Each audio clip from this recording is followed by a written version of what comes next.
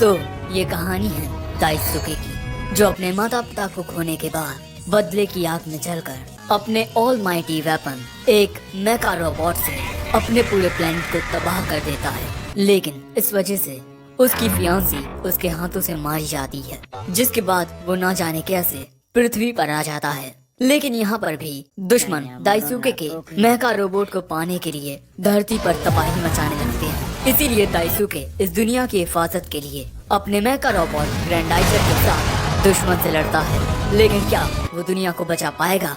चलिए जानते हैं। कहानी की शुरुआत में हमें अंतरिक्ष का सीन दिखाया जाता है और हम देखते हैं कि अंतरिक्ष से एक स्पेसशिप धरती की ओर जा रही है और इसमें एक शख्स बैठा हुआ है। उसके हाथ में कोई बैच या अंगूठी थी और उसकी स्पेसशिप बहुत तेजी से धरती की ओर जा रही थी। और जैसे ही वो धरती के एटमॉस्फेयर में एंटर करती है, इसकी खबर एक ऑर्गेनाइजेशन को चल जाती है। उस स्पेसशिप को इतना तेजी से नीचे आते हुए देख इस शख्स को लगता है कि क्या वो कोई मीटियोर है।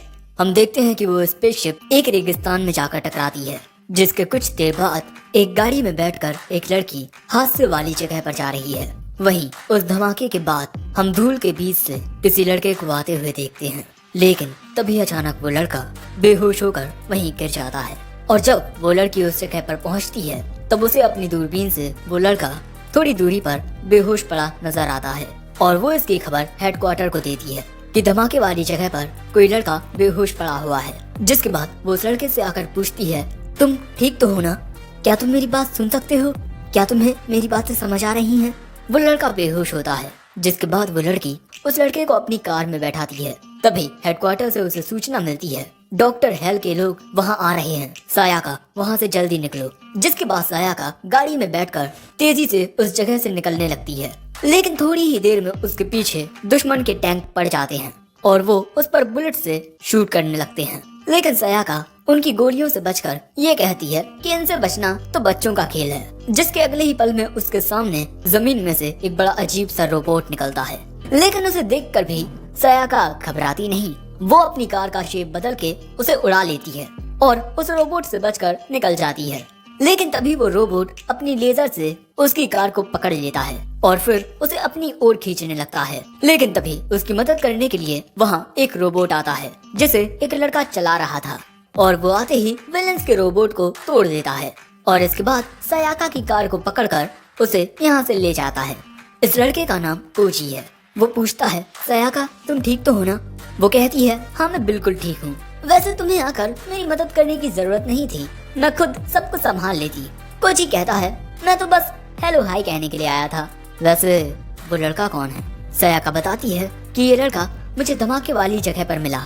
जिसके बाद कोजी का रोबोट सीधा हेडक्वार्टर्स के लिए निकल पड़ता है और अब हमें 3 महीने बाद का सीन दिखाया जाता है और हम उसी लड़के को देखते हैं जो सायाका को धमाके वाली जगह पर मिला था और इसका नाम ड्यूक है। ये घोड़े को घास खिलाने के लिए आया है। जिसके बाद ये घोड़े पर बैठकर घुड़सवारी करता है।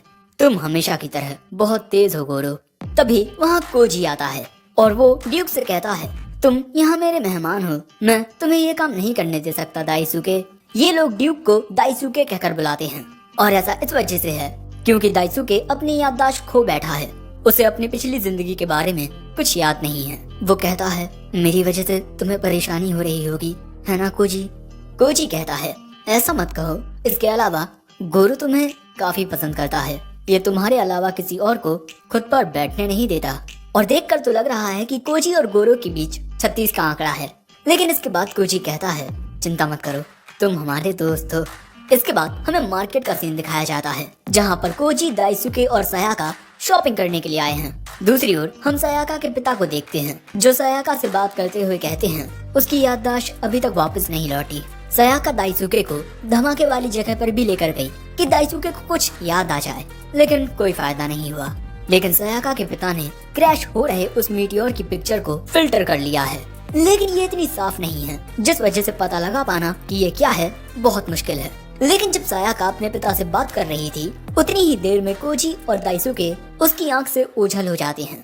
ये लोग शॉपिंग करके यहाँ से जाने लगते हैं और इसके बाद हमें एक बहुत बड़े स्टेडियम का सीन दिखाया जाता है, जहाँ पर बाइक रेसिंग हो रही है और इस रेसिंग में कोजी ने भी हिस्सा लिया है। और कोजी इस रेस को जीत भी जाता है। जिसके बाद सायाका उसके पास आकर उसे कॉन्ग्रेचुलेट करती है और उसे पीने के लिए पानी देती है। वैसे कोजी के बाद बारी आने वाली है दाइसुके की, लेकिन दाइसुके इस खेल के बारे में ज्यादा कुछ नहीं जानता। कोजी उसे जबरदस्ती इस गेम में पार्टिसिपेट करने के लिए कह रहा है। कोजी कहता है, तुम एक जिद्दी घोड़े को इतनी आसानी से मेंटेन कर सकते हो, तो इस मोटर बाइक को संभालना तो तुम्हारे लिए बहुत आसान होगा। तुम्हें बस स्पीड को मेंटेन करना होगा। जिसके बाद दाइसुके रेस में आ जाता है और उसकी रेस शुरू होती है। दाइसुके स्पीड पर ध्यान देते हुए काफी तेजी से आगे निकल रहा था, जो देख कोजी कहता है, मैं जानता था इसमें बहुत टैलेंट है। लेकिन तभी उसके सामने दो गाड़ियों का एक्सीडेंट हो जाता है, जो देख दाइसुके को कुछ मेमोरीज याद आती हैं, जहां वो एक लड़की के साथ तलवारबाजी कर रहा है और एक दूसरी लड़की उसे चीयर कर रही है। लेकिन अगले ही पल में जो नजारा उसके सामने था उसमें सब तबाह हो चुका था और अब दाइसुके ना जाने कैसे उस मलबे के बीच से अपनी गाड़ी को निकाल लेता है और रेस भी जीत जाता है। लेकिन उसके दिमाग में यही सवाल चल रहा था कि जो कुछ मैंने देखा वो सब था क्या। मैच के बाद कोजी कहता है, तुम तो मेरी उम्मीद से भी बेहतर निकले। तभी सायाका कहती है, शायद तुम पहले एक मोटर बाइक रेसर थे। लेकिन तभी दाइसुके उन यादों को याद करते हुए कहता है, क्या वो मेरी यादें थी? वो ये सोच ही रहा था कि तभी कोजी उससे कहता है, पुरानी चीजों के बारे में सोचना बंद करो। अगर तुम्हारी याददाश्त वापस आ भी गई तब भी तुम हमारे ही साथ रहोगे। मैं इस बारे में काफी वक्त से सोच रहा हूँ, क्या तुम मेरे साथ काम करोगे? दाइसुके पूछता है, क्या तुम लोग काम करते हो? मुझे तो लगा कि तुम लोग इतने अमीर हो कि तुम्हें काम करने की जरूरत ही नहीं पड़ती। उसकी ये बात सुन ये दोनों हंसने लगते हैं। लेकिन तभी अचानक एक सायरन बजने लगता है, जिसके बाद हम कोजी को उसके सूट में एक फ्लाइंग कार में देखते हैं। वो वहाँ से ये कहकर चला जाता है कि सायाका दाइसुके का ख्याल रखना। जिसके बाद सायाका कहती है, तुम ज्यादा देर तक यहाँ नहीं रुक सकते, चलो यहाँ से। लेकिन दाइसुके कोजी के ही पीछे जाने लगता है। हम देखते हैं कि वो मोटर बाइक की मदद से कोजी का पीछा कर रहा होता है।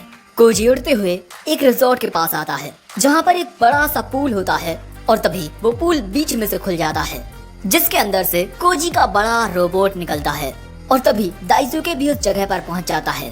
जिसके बाद हम देखते हैं कि कोजी का उड़न खटोला उस रोबोट के सिर में जाकर बैठ जाता है। जिसके बाद एक बिल्डिंग में से एक फ्लाइंग ऑब्जेक्ट आकर इस रोबोट के पीछे जुड़ जाता है। जिसके बाद ये रोबोट यहाँ से कहीं उड़ जाता है और ये देख दाइसुके कहता है, आखिर ये है क्या? लेकिन उसे देख दाइसुके को कुछ याद आता है, एक ऐसी जगह जहाँ पर सब कुछ तबाह हो चुका है। वो किसी चीज को रोकने की कोशिश कर रहा है, लेकिन यहाँ पर एक रोबोट अपने हमलों से सब कुछ तबाह कर देता है। ये सब याद करते हुए दाइसुके रोने लगता है और फिर वहीं बेहोश होकर गिर पड़ता है।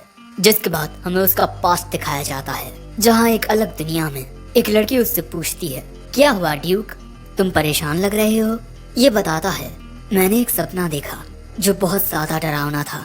मैंने देखा कि मैं एक अलग ही दुनिया में हूँ, जिसमें मैं तुम्हारे बारे में और इस दुनिया की हर एक चीज के बारे में भूल चुका हूँ।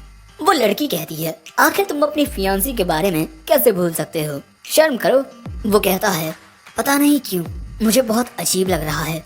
अचानक उस लड़की का बैकग्राउंड बदलता है और वो कहती है, शायद से तुम्हें अजीब इसलिए लग रहा है क्योंकि तुमने मेरी जान ली है।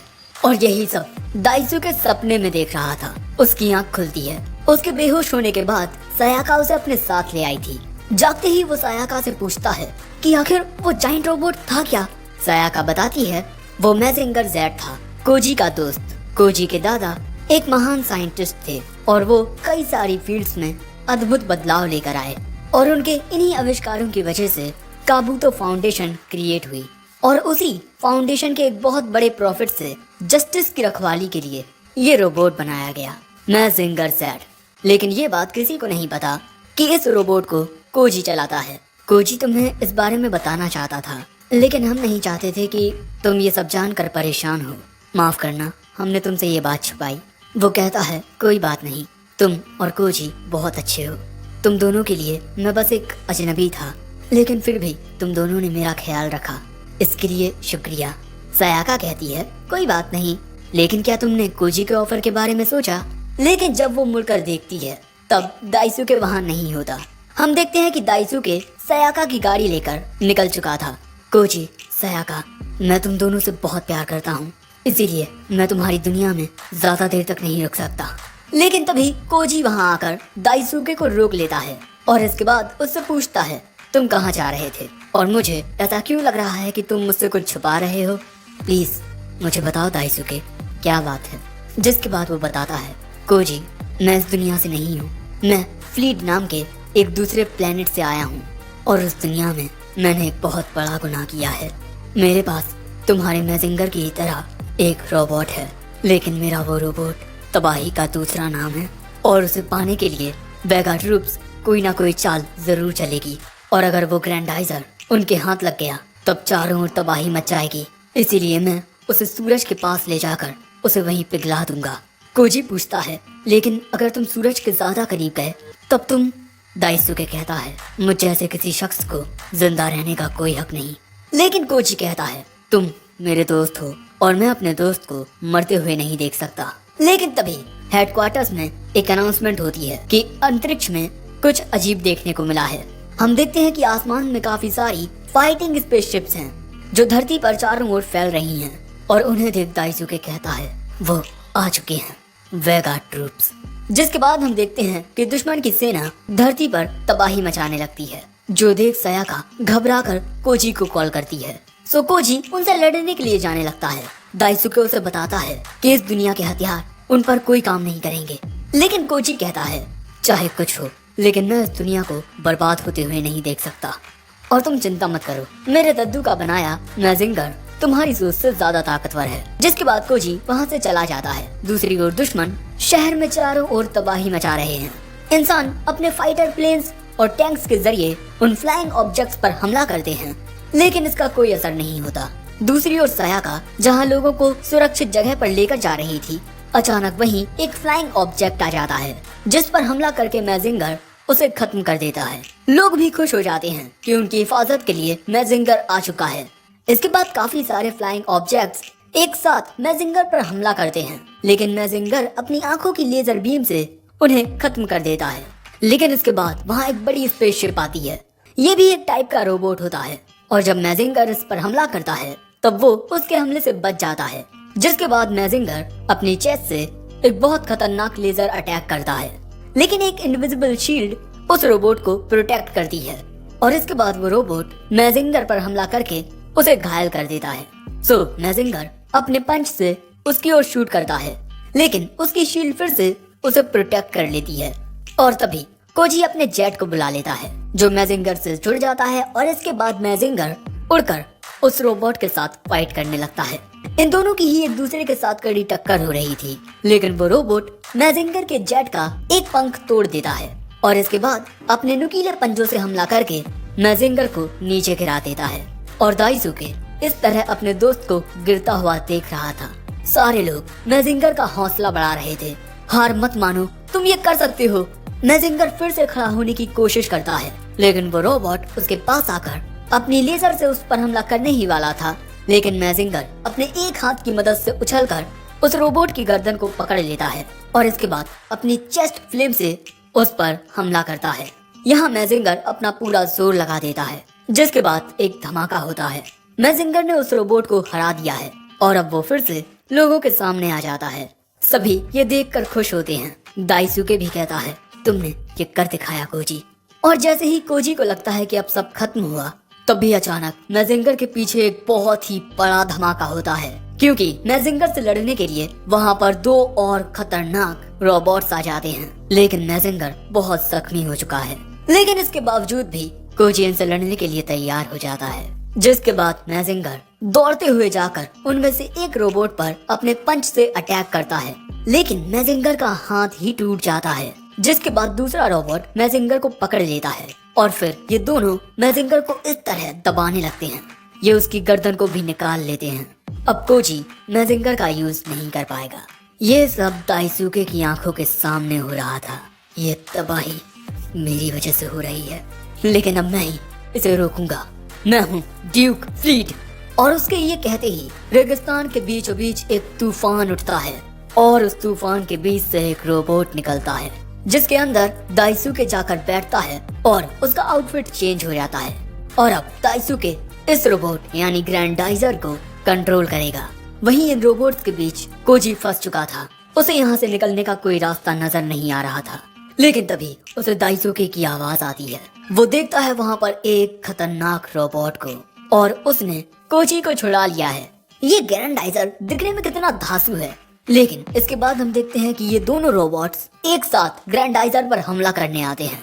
लेकिन तभी ग्रैंडाइजर यहाँ स्पेस थंडर नाम का अटैक करता है, जिससे ये दोनों रोबोट्स एक ही बार में खत्म हो जाते हैं। दोस्तों, ये ग्रैंडाइजर कितना ज्यादा ताकतवर है।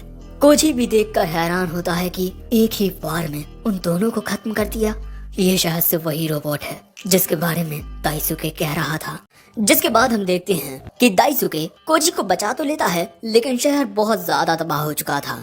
जिसके बाद ग्रैंडाइजर अपने स्पेस थंडर का यूज करता है और दुश्मन की मेन स्पेसशिप को तबाह कर देता है। लेकिन इससे उसके सामने वाली बिल्डिंग भी तबाह हो जाती है। कोजी यहाँ पूछने की कोशिश करता है, दाइसुके क्या हुआ तुम्हें? तुम ठीक तो हो ना? लेकिन ये तबाही देख दाइसुके की हालत खराब हो रही थी। ये सब मैंने क्या कर दिया? उसे फिर से अपना पास्ट दिखाई देता है, जहाँ उसके पिता और माँ की किसी ने हत्या कर दी है। जिसके बाद दाइसुके खुद पर से काबू खो देता है और फिर ग्रैंडाइजर उस पूरी दुनिया को तबाह कर देता है। ये याद करते हुए दाइसुके के सिर में बहुत दर्द होने लगता है, जिसका असर ग्रैंडाइजर पर भी साफ देखने को मिल रहा था। वो ऐसे ही मैजिंगर के सिर को फेंक देता है जिसमें कोजी बैठा हुआ था और इसके बाद वो यहाँ से उड़कर चला जाता है और कोजी वक्त रहते उस सिर से बाहर निकलकर ग्रैंडाइजर के पीछे जाने लगता है। वो देखता है कि ग्रैंडाइजर एक स्पेसशिप के अंदर चला जाता है और उसके अंदर जाने के बाद वो स्पेसशिप वहाँ से तेजी से जाने लगती है। जो देख कोजी अपना पूरा जोर लगाकर अपने उड़न खटोले से वक्त रहते उस स्पेसशिप के अंदर चला जाता है। जिसके बाद वो स्पेसशिप बहुत तेजी से यहाँ से चली जाती है और सायाका बस ये देखती रह जाती है। वहीं अंतरिक्ष में चांद के पास हम एक बहुत ही ज्यादा बड़ी स्पेसशिप को देखते हैं और ये विलन्स की है। यहाँ दो दुश्मन आपस में बात कर रहे थे। आखिरकार हमने ड्यूक फ्लीट को ढूंढ ही लिया। कमांडर कैंडल, आप सच में बहुत ही ज्यादा बुद्धिमान हैं। तभी इस कमांडर का मुंह बीच में से खुलता है, जिसमें से अजीब सी चुड़ैल जैसी बुढ़िया निकलकर कहती है, ब्लैकी जल्द से जल्द एक यूनिट ले जाकर इस प्लेनेट पर ग्रैंडाइजर यू के हाइड आउट को ढूंढो। इस बार हम ग्रैंडाइजर को तबाह कर देंगे। तभी वहाँ एक और बंदा आता है, इसका नाम कासादो है। वो ब्लैकी पर हंसते हुए कहता है, मुझे तो लग रहा था कि यहाँ हुक्म तुम्हारा चलता है, लेकिन तुम तो दूसरों के हुक्म पर नाचते हो। जो सुन ब्लैकी उस पर अपनी बंदूक तान कहता है, तुम एक मामूली स्टारकर नाइट होकर मुझसे ऐसी बदतमीजी नहीं कर सकते। कासादो कहता है, अच्छा अगर तुम मुझे मार सकते हो तो मार कर दिखाओ, चलाओ गोली। और इसके बाद कासादो उसकी गन को मुंह से पकड़कर अपना खंजर निकालकर उसे ब्लैकी की गर्दन पर लगा देता है। तुम्हारे पास मौका था, लेकिन तुमने उसका फायदा नहीं उठाया और अब मेरी बारी है। मैंने सही कहा ना, कमांडर कैंडल। वहीं दूसरी ओर हम देखते हैं कि ग्रैंडाइजर उड़ते हुए एक आइलैंड पर आ जाता है और वहाँ वो जमीन से टकराता है। और जब दाइसुके को होश आता है, वो ग्रैंडाइजर के बाहर था। वो याद करता है कि उसने इस दुनिया में आकर कितनी तबाही मचा दी है और यही याद करते हुए वो जंगल की ओर भाग जाता है। उसे खुद पर बहुत शर्म आ रही थी। वो दौड़ते हुए एक घाटी में आकर फिसल जाता है। तभी उसे ढूंढते हुए उसके पास कोजी आता है और वो उसकी जान बचाने के लिए दाइसुके को शुक्रिया कहता है। दाइसुके कहता है, वेगा एलियंस फोर्सेस ग्रैंडाइजर को पाने के लिए अब इस दुनिया में तबाही मचा रहे हैं और मैं फिर से वही गलती दोहरा रहा हूँ। मेरी वजह से इस प्लेनेट के मासूम लोग मारे जा रहे हैं। मैं जहाँ होता हूँ वहाँ सिर्फ लोगों की जानें जाती हैं। मैंने अपने प्लेनेट के भी सभी लोगों को मार दिया, यहाँ तक कि रूबीना को भी। जो सुन कोजी कहता है, इन सब के बावजूद भी मैं तुम्हारी बदौलत यहाँ जिंदा खड़ा हूँ। लेकिन दाइसुके कहता है, मैं ग्रैंडाइजर को तबाह कर दूंगा। कोजी कहता है, अगर तुम्हें ग्रैंडाइजर नहीं चाहिए तो मुझे दे दो, मैं उसका कमांडर बनूंगा। मैजिंगर तबाह हो चुका है, मैं इस दुनिया की हिफाजत के लिए अब कुछ नहीं कर सकता। अगर तुम ग्रैंडाइजर को नहीं संभाल सकते तब मैं उसे कमांड करूंगा, मैं इस दुनिया को बचाऊंगा। और ये कहकर कोजी ग्रैंडाइजर की ओर भागने लगता है। वो ग्रैंडाइजर के सामने आकर कहता है, अब से मैं तुम्हारा नया कमांडर हूँ। लेकिन ग्रैंडाइजर उसे रिजेक्ट करके उस पर ही हमला कर देता है। उस हमले से दाइसुके उसे बचाता है, लेकिन इसके बावजूद भी कोजी जख्मी हो चुका था। दूसरी ओर हम विलन्स की स्पेसशिप यानी वेगा स्टार में कासादो के कमरे को देखते हैं, जहां हमें पता चलता है कि कसादो और दाइसुके स्टार्कर नाइट्स थे, जिसमें वो 7 सालों तक साथ रहे। मैं उसे बहुत अच्छे से जानता हूँ, वो हमारा गुलाम कभी नहीं बनेगा। मेरे पास उसे मारने के अलावा कोई और दूसरा चारा नहीं है, और इसीलिए मैं प्लेनेट अर्थ पर तबाही मचाने जाऊंगा। और ये चाकू डिसाइड करेगी कि मैं प्लेनेट अर्थ पर किस जगह जाऊंगा। लेकिन यहाँ उसके सामने एक लड़की खड़ी हुई थी, इसका नाम नाइदा है। और जैसे ही कसादो चाकू फेंकता है, वो इस लड़की के पैर में जाकर लगता है, जिस वजह से कोजी बिल्कुल ठीक होगा। वो हर बार ऐसी सिचुएशन से सरवाइव कर जाता है। लेकिन तभी इन्हें पेरिस से एक मैसेज रिसीव होता है कि वहाँ पर एलियन फोर्सेस देखी गई हैं। पेरिस में दुश्मन ने तबाही मचाना शुरू कर दिया है। जो एलियन फोर्सेस हैं वो वहाँ पर हर एक चीज को तबाह कर रही हैं, और ये सब कर रहा है कसादो, और उसे ऐसा करने में बहुत मजा आ रहा था। दूसरी ओर जंगल में हम देखते हैं कि दाइसुके कोजी का इलाज कर रहा होता है। कोजी का काफी सारा खून बह जाने की वजह से वो कोजी की बॉडी में अपने खून को डाल रहा था। लेकिन दाइसुके सोच रहा था कि आखिर मेरा ब्लड टाइप इसके ब्लड टाइप से मैच कैसे कर गया, क्या ये कोई इत्तेफाक है। लेकिन तभी कोजी को होश आता है, ओह तो तुमने मुझे फिर से बचाया। लेकिन दाइसुके कहता है मुझे माफ कर दो। लेकिन कोजी कहता है माफी तो मुझे मांगनी चाहिए। अब इसके बाद दाइसुके कोजी को बताता है, मेरे प्लेनेट में मेरे परिवार के पास एक ऐसा हथियार था जो पीढ़ी दर पीढ़ी हमें सौंपा जाता था, ताकि उसके जरिए हम घुसपैठियों से लड़ सकें। यहाँ दाइसुके ग्रैंडाइजर की बात कर रहा है। ग्रैंडाइजर की ही वजह से हमारा प्लेनेट वेगा फोर्सेस का सामना कर सका। जो सुन कोजी पूछता है, तुम्हारे कहने का मतलब ग्रैंडाइजर एक ऐसी वॉर मशीन है जिसका इस्तेमाल शांति बनाए रखने के लिए किया जाता है। लेकिन दाइसुके बताता है, मुझे आज भी वो दिन याद है। एक दिन ना जाने कैसे वेगा फोर्सेस हमारे फ्लीट रॉयल पैलेस तक घुस आए, और जब मैं रॉयल पैलेस में पहुंचा बहुत देर हो चुकी थी। सभी सैनिक मारे जा चुके थे और वेगा फोर्सेस ग्रैंडाइजर को पाने की कोशिश में लगे हुए थे। तभी उनसे लड़ने के लिए दाइसुके वहां आ जाता है और वो गद्दारों को मारने लगता है। लेकिन तभी वो देखता है कि ग्रैंडाइजर के ऊपर कोई शख्स है। उसे पकड़ने के लिए दाइसुके उछलकर अपना आउटफिट चेंज कर लेता है और इसके बाद उस शख्स को ग्रैंडाइजर में बैठने से रोक लेता है। लेकिन दाइसुके इस बात से हैरान हो जाता है कि ग्रैंडाइजर का डिफेंस सिस्टम एक्टिवेट नहीं हुआ, और ऐसा इस वजह से था क्योंकि उसमें बैठने की कोशिश करने वाला शख्स इसी दुनिया का दाइसुके की ही तरह एक स्टार्कर नाइट था, कसादो। कसादो ने वेगा फोर्सेस के साथ हाथ मिला लिया है ताकि वो साथ मिलकर ग्रैंडाइजर को हथिया सकें।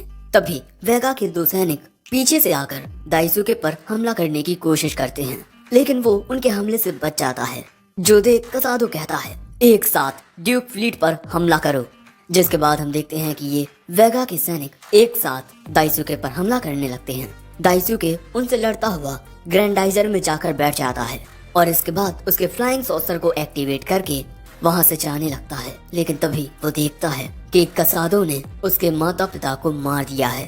अपने माता पिता की मौत देख दाइसुके खुद पर से काबू खो देता है। जिसके बाद हम देखते हैं कि वेगा फोर्सेस ने दाइसुके की दुनिया पर चारों ओर तबाही मचा दी है। काफी लोग मारे भी जा चुके हैं और जो जिंदा बचे हैं वो इस तबाही को अपनी आंखों के सामने देख रहे हैं।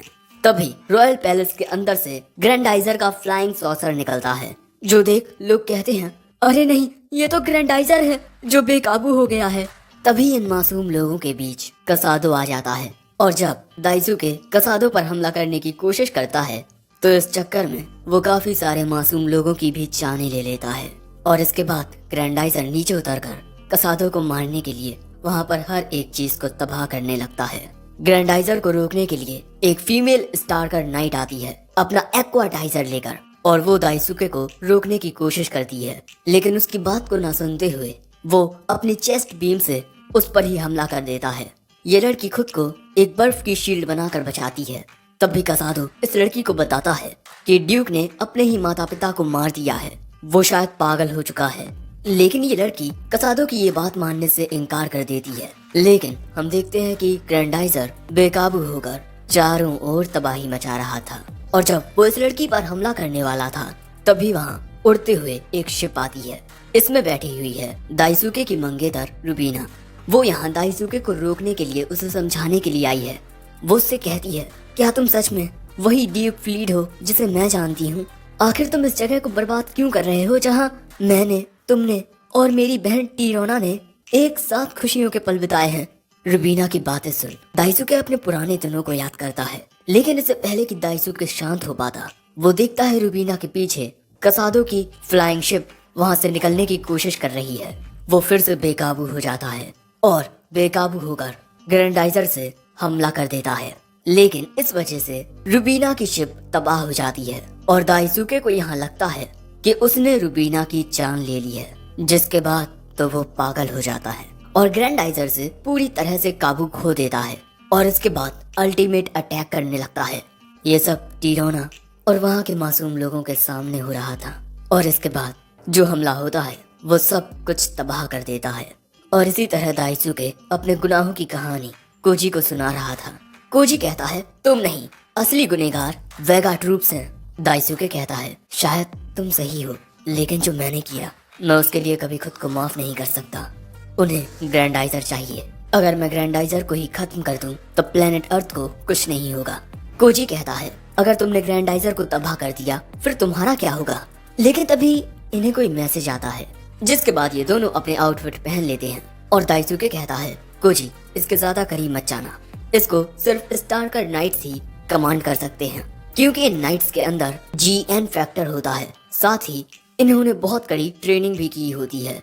लेकिन तभी ग्रैंडाइजर की आंखें चमकती हैं और उनमें से एक अजीब सी रोशनी निकलती है जुगनू की तरह, और वो रोशनी जंगल की ओर जाने लगती है। जो देख दाइसुके उस रोशनी को फॉलो करने को कहता है।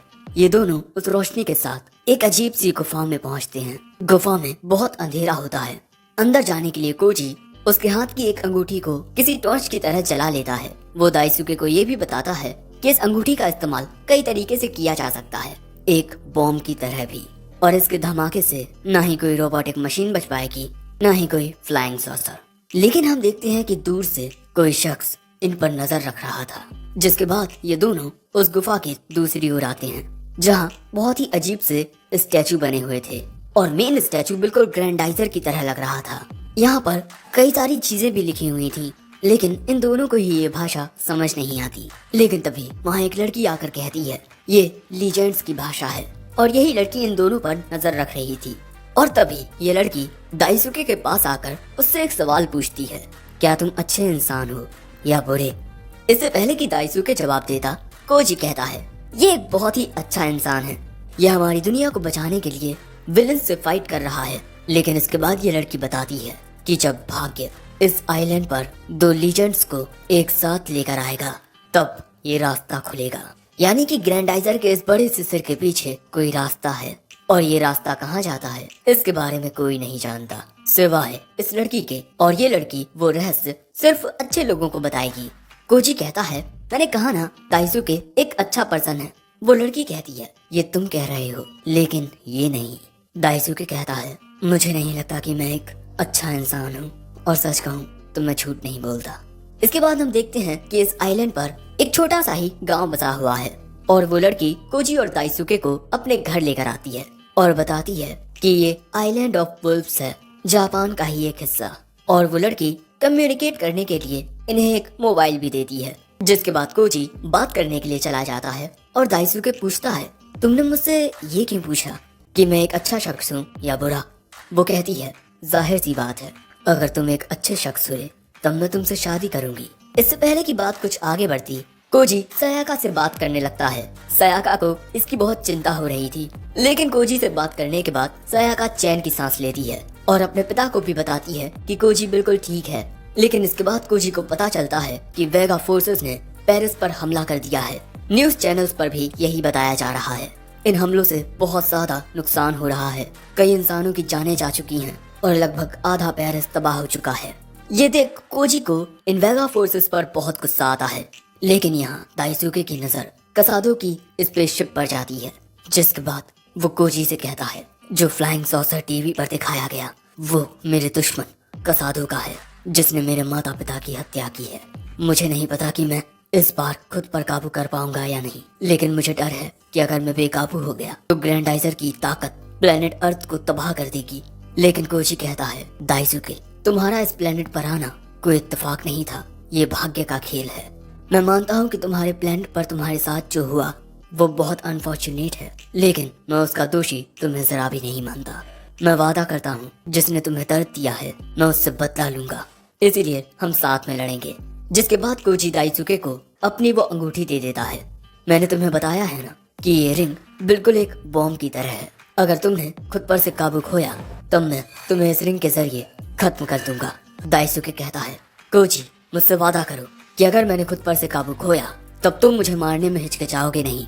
अगले सीन में हम देखते हैं कि दाइसुके ग्रैंडाइजर में जाकर बैठ चुका है, जिसके कुछ देर बाद कोजी भी धीरे ही सही लेकिन ग्रैंडाइजर में आकर बैठ जाता है। दाइसुके ने कोजी की दी हुई अंगूठी पहन ली है और इसके बाद वो ग्रैंडाइजर को लेकर उड़ जाता है। और ये लड़की यहाँ फिर कहती है, अगर ये एक अच्छा शख्स हुआ तब मैं इससे शादी करूंगी, लेकिन अगर ये एक गद्दार हुआ तब मैं इसे मार दूंगी। दूसरी ओर हमें पेरिस का सीन दिखाया जाता है, जहाँ पर चारों ओर तबाही मची हुई है। बहुत सारे इंसानों की जानें जा चुकी हैं और यहाँ पर कसादो अपना जियोला डाइजर निकाल कर पेरिस में कदम रखता है। मैं इस दुनिया के इन कीड़ों को मारकर अब थक चुका हूँ, तुम कब आओगे ड्यूक फ्लीट? मुझे लग रहा था कि अगर मैं यहाँ तबाही मचाऊंगा तब अच्छा प्रिंस इन्हें बचाने के लिए जरूर आएगा, लेकिन तभी नाइदा उसे बताती है कि उसने अभी अभी ग्रैंडाइजर को डिटेक्ट किया है। जिसके अगले ही पल में कसादो के सामने एक हथियार आकर गिरता है और इसके बाद वहाँ स्टाइल में आता है अपना ग्रैंडाइजर। कसादो कहता है, तो आखिरकार तुम आ ही गए ड्यूक फ्लीट। वैसे अपने माता पिता और अपनी फियांसी को मारने के बाद तुम कैसा महसूस कर रहे हो?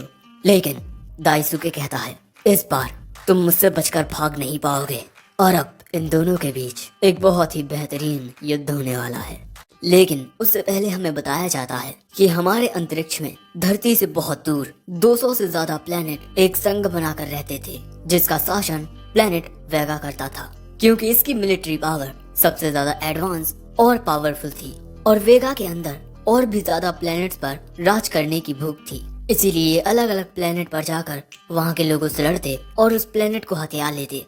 और ऐसे ही इनकी नजर पड़ी प्लेनेट फ्लीट पर, जहाँ पर फ्लीट फैमिली इस पूरी दुनिया का शासन न्याय और एकता से करती थी। प्लेनेट वेगा ने प्लेनेट फ्लीट को हथियाने की कोशिश की पर नाकामयाब रहे, जिसके बाद उन्होंने तय किया कि वो इस प्लेनेट को तबाह कर देंगे। लेकिन ऐसा करने में भी वो 7 बार लगातार नाकामयाब रहे, क्योंकि प्लेनेट फ्लीट के पास उनका सबसे ज्यादा खतरनाक और पावरफुल हथियार ग्रैंडाइजर था। जिसके बाद प्लेनेट वेगा ने प्लेनेट फ्लीट के साथ बातचीत की और हो रहे भारी नुकसान की वजह से एक समझौते पर पहुंचे कि अब वो इस प्लेनेट पर हमला नहीं करेंगे। लेकिन संधि में लिखा गया था कि ग्रैंडाइजर को सीज कर दिया जाएगा, कोई भी उसका यूज नहीं करेगा। अब हम देखते हैं कि दाइसुके और कसादो के बीच यहाँ लड़ाई होने वाली है। कसादो यहाँ अपना हथियार निकालते हुए कहता है, तुम आखिर मेरा क्या ही बिगाड़ लोगे? तुम्हारी आंखों के सामने मैंने प्लेनेट फ्लीट को बर्बाद कर दिया। लेकिन जैसे ही ग्रैंडाइजर उसकी ओर हमला करने को बढ़ता है, कसादो पीछे हट जाता है और इसके बाद वो एक फ्लाइंग सॉसर पर चला जाता है और उसी पर से ग्रैंडाइजर के ऊपर हमले करने लगता है, जिस वजह से ग्रैंडाइजर को काफी दिक्कत होने लगती है। सो अब दाइसुके एंटी ग्रेविटी स्टॉर्म से हमला करता है, लेकिन कसादो उससे बच जाता है। जिसके बाद ग्रैंडाइजर स्पेस थंडर का यूज करने वाला होता है, लेकिन कसादो उससे कहता है, अगर तुम यहाँ इसी तरह से हमले करते रहे तो इस जगह का क्या हाल होगा, तुम समझ रहे हो ना? जिसके बाद ग्रैंडाइजर अपना हथियार उठाकर कसादो को मारने के लिए जाता है, लेकिन कसादो अपने हथियार की मदद से बिल्डिंग से चिपकता हुआ स्पाइडरमैन की तरह यहाँ से भागने लगता है और ग्रैंडाइजर के फ्लाइंग सॉसर में कोजी बैठा हुआ था। तभी उसे एक सिग्नल आता है, काफी सारे दुश्मन उसकी ओर आ रहे हैं। हेडक्वार्टर्स में भी पता चलता है दुश्मन की एक बहुत बड़ी सेना आ रही है, 3000 से भी ज्यादा स्पेसशिप्स।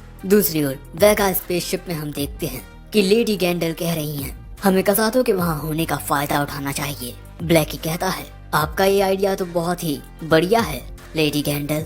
दाइसुके भी ये देख हैरान होता है कि वहाँ बहुत बड़ी मात्रा में दुश्मन की स्पेसशिप्स होती हैं और वो सभी एक साथ ग्रैंडाइजर पर हमला करती हैं और इस हमले से एक बहुत बड़ा धमाका होता है। लेकिन इतना बड़ा हमला भी ग्रैंडाइजर को खरोंच तक नहीं ला पाता, जो देख ये दोनों भी हैरान हो जाते हैं। जिसके बाद ग्रैंडाइजर अपने हाथों की लेजर बीम से हमला करता हुआ वहाँ मौजूद स्पेसशिप्स को खत्म करने लगता है और जब कसादो उस पर हमला करता है तब वो एंटी ग्रेविटी स्टॉर्म का यूज करके कसादो और उसकी स्पेसशिप को दूर फेंक देता है। जिसके बाद कैंडल वेगाट्रॉन मिसाइल को लॉन्च करने को कहता है, लेकिन एंटी ग्रेविटी स्टॉर्म का यूज करके ग्रैंडाइजर उन सभी मिसाइल्स को एक जगह पर इकट्ठा कर लेता है। जिसके बाद एक बहुत ही ज्यादा बड़ा धमाका होता है। जिसके बाद का साधु वहाँ आकर दाइसुके से कहता है, तुम अपने लोगों, अपनी फियांसी और अपने प्लेनेट को तो खत्म कर ही चुके हो, जिस वजह से तुम्हारी दुनिया के लोग अब तुम्हें भगोड़ा राजकुमार कहकर बुलाने लगे हैं। दाइसुके कहता है, तुमने मेरे माता पिता की हत्या करके उसका दोष मेरे मत से मर दिया। वो कहता है, हाँ मैंने उन्हें मारा है, तुम क्या कर लोगे। लेकिन यहाँ दाइसुके को गुस्सा आने लगता है। दूसरी ओर कोजी हेडक्वार्टर्स को बताता है कि जो स्पेस रोबोट हमारे साथ है उसका नाम ग्रैंडाइजर है। इसके बाद कसादो अपनी सेना को आदेश देता है। जिसके बाद हम देखते हैं कि 2 स्पेसशिप ग्रैंडाइजर को दबाने लगते हैं और फिर काफी सारी स्पेसशिप्स आकर उससे चिपक जाती हैं। साथ ही कसादो भी ग्रैंडाइजर पर हमला करने लगता है। काफी सारे हमले मिक्स हो जाते हैं और अब दुश्मन को लगता है कि ग्रैंडाइजर यहाँ हार जाएगा। कसादो भी खुश होता है, लेकिन तभी ग्रैंडाइजर उन सभी चीजों को खुद से दूर कर देता है। जो देख गैंडल कहता है, वेगा के लीथल मिसाइल्स को प्रिपेयर करो, हम ग्रैंडाइजर के साथ साथ इस पूरे प्लेनेट को ही खत्म कर देंगे। कसादो हमारे लिए वहाँ अपना बलिदान दे देगा और उन पापों का प्रायश्चित करेगा जो उसने प्लेनेट फ्लीट पर किए। जिसके बाद हम देखते हैं कि वेगा स्पेसशिप लॉन्चिंग के लिए तैयार होने लगती है। दूसरी ओर हम देखते हैं कि ग्रैंडाइजर स्क्रू क्रशर पंच का यूज करके वहाँ मौजूद एक बड़ी स्पेसशिप को खत्म कर देता है। लेकिन तभी धुएं के बीच में से ग्रैंडाइजर की ओर एक बहुत बड़ी मशीन आने लगती है। कसादो को लगता है कि इस हमले से ग्रैंडाइजर मर जाएगा, लेकिन तभी ग्रैंडाइजर अपने हथियार से इस मशीन को काट देता है और सीधा कसादो के ऊपर हमला कर देता है। और इसके बाद हम देखते हैं कि ग्रैंडाइजर कसादो को पकड़ चुका था। दाइसुके कहता है, मैं इस बार तुम्हें खत्म कर दूंगा। ये देख कसादो कहता है, मैं मानता हूँ मैंने गलत किया है, प्लीज मुझे माफ कर दो। दाइसुके कहता है, तुमने जो किया है उसकी तुम्हें माफी नहीं मिल सकती। दाइसुके खुद पर से काबू खो रहा था। जो देख कोजी दाइसुके को कांटेक्ट करने की कोशिश करने लगता है ताकि वो उसे रोक सके, वरना आखिर में उसे ये बटन दबाना होगा। लेकिन यहाँ दाइसुके बहुत गुस्से में होता है। वो कसादो को उठाकर उसे दूर फेंक देता है और इसके बाद उस पर एंटी ग्रेविटी स्टॉर्म से हमला करके उसके जियोलाडाइजर को बीच में से तोड़ देता है, जिससे एक बड़ा धमाका होता है। लेकिन कसादो अभी भी जिंदा होता है क्योंकि जियोलाडाइजर का सिर सही सलामत है ग्रैंडाइजर के हाथों में। जो देख कोजी चैन की सांस लेता है। यहाँ दाइसुके ने खुद पर से काबू नहीं खोया, लेकिन यहाँ वेगा स्पेसशिप हमला करने के लिए फुल्ली चार्ज हो चुकी है। ब्लैकी कहता है, कमांडर कैंडल हमला करने से पहले 7 तक जरूर गिनिएगा क्योंकि 7 आपका बर्थ मंथ है। तभी हेडक्वार्टर्स धरती से कुछ दूरी पर वेगा की स्पेसशिप को नोटिस कर लेता है और ये भी कि इसमें से बहुत पावरफुल एनर्जी रिलीज होने वाली है। तभी कोजी दाइसुके को कांटेक्ट करके उसे इस हमले के बारे में बताता है, लेकिन कमांडर कैंडल काउंटडाउन शुरू कर चुका है और वेगा स्पेसशिप हमला करने के लिए बिल्कुल तैयार होती है। दूसरी ओर ग्रैंडाइजर इस हमले को रोकने के लिए बहुत सारी एनर्जी को इकट्ठा करके एक बहुत ही ज्यादा पावरफुल क्रशर पंच लॉन्च करता है। ये हमला बहुत ही ज्यादा ताकतवर था। ये सामने आने वाली सभी स्पेसशिप्स को खत्म करता जा रहा था और इससे पहले कि गैंडल का काउंटडाउन पूरा होता, वो क्रशर पंच इस मिसाइल में घल के इसे तोड़ देता है। साथ ही वहाँ पर मौजूद वो हजारों स्पेसशिप्स भी तबाह होने लगती हैं। जो देख ब्लैकी कहता है, वेगा कैनन बहुत ज्यादा डैमेज हो चुका है। जिसके बाद कैंडल कहता है, हमारी सभी स्पेसशिप्स यानी कि फ्लाइंग सॉसर्स को वापस बुला लो, अभी के लिए हमें यहाँ से जाना होगा। और यहाँ आइलैंड पर हमें उसी लड़की का घर दिखाया जाता है जो टीवी में न्यूज देख रही थी। अचानक ही अपीयर हुए इस रोबोट ने अंतरिक्ष में मौजूद काफी सारे अनआइडेंटिफाइड फ्लाइंग ऑब्जेक्ट्स को खत्म कर दिया है। जिसके बाद हम देखते हैं कि ये लड़की दाइसुके से फिर से मिलने के लिए निकल पड़ती है। जिसके बाद हम देखते हैं कि पेरिस के लोग ग्रैंडाइजर को अपना हीरो मानने लगते हैं। इसने हमारी जान बचाई है, हमारे प्लेनेट को बचाया है, शुक्रिया। लेकिन ये तबाही देख दाइसुके कहता है, मेरी वजह से बहुत से मासूम लोगों की जानें गई हैं, मैं इस दुनिया में नहीं रुक सकता। कोजी कहता है, ये तुम कैसी बातें कर रहे हो, जरा ध्यान से देखो, तुमने कितने लोगों की जानें बचाई हैं, तुमने इस प्लेनेट को बचाया है। ये सभी लोग इस रोबोट को शुक्रिया कह रहे थे। जो देख दाइसुके मुस्कुराता है। इसके बाद हम देखते हैं कि ग्रैंडाइजर अपने फ्लाइंग सॉसर में बैठकर उसी आइलैंड पर आ जाता है और इसके बाद इस आइलैंड पर मौजूद एक झरने के अंदर चला जाता है।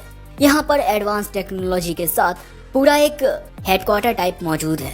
अरे टाइप क्या, ये हेडक्वार्टर्स ही है एक। इनके बाहर निकलते ही इनके पास सयाका आती है और आते ही वो दाइसुके को गुस्से में घूरने लगती है।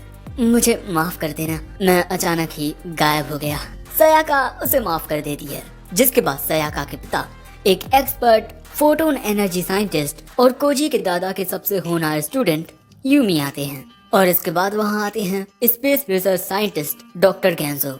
यहाँ सयाका के पिता दाइसुके से कोई बात नहीं करते, लेकिन डॉक्टर गेंजो दाइसुके से हाथ मिलाकर उससे उसके प्लेनेट के बारे में पूछते हैं और इसके बाद वो कुछ ज्यादा ही बोलने लगते हैं। सो सयाका उन पर गुस्सा करने लगती है, जिसके बाद कोची कहता है अब हमें थोड़ा आराम कर लेना चाहिए, बाकी बातें बाद में करते हैं।